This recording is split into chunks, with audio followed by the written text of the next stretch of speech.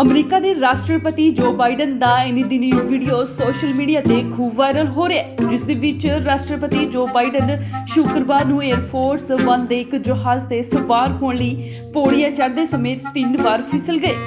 ਹਾਲਾਂਕਿ ਇਸ ਦੌਰਾਨ ਉਹਨਾਂ ਨੂੰ ਕੋਈ ਗੰਭੀਰ ਸੱਟ ਨਹੀਂ ਲੱਗੀ।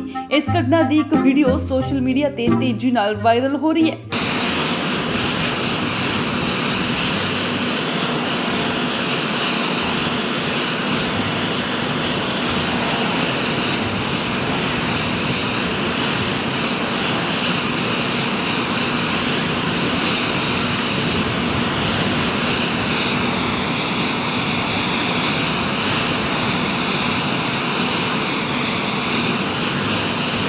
जिस च दिखाया गया है कि बाइडन दा पैर एयरफोर्स 1 च चढ़न वेले पौड़ियां ते खिसक गया, जो कि तस्वीरां विच तुसी खुद वेख सकदे हो।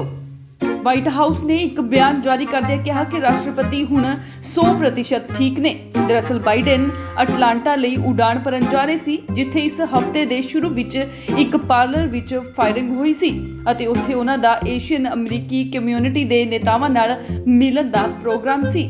ਇਸ ਤੋਂ ਬਾਅਦ ਉਹਨਾਂ ਹੌਲੀ-ਹੌਲੀ ਸਾਰੀਆਂ ਪੌੜੀਆਂ ਚੜ੍ਹੀਆਂ ਅਤੇ ਵਾਪਸ ਮੁੜ ਕੇ ਸਲਾਮ ਕੀਤਾ। 78 ਸਾਲਾ ਬਾਈਡਨ ਹਾਲ ਹੀ ਵਿੱਚ ਅਮਰੀਕਾ ਦੇ ਸਭ ਤੋਂ ਬਜ਼ੁਰਗ ਰਾਸ਼ਟਰਪਤੀ ਬਣੇ ਨੇ। Bureau report, Indo's TV, Australia.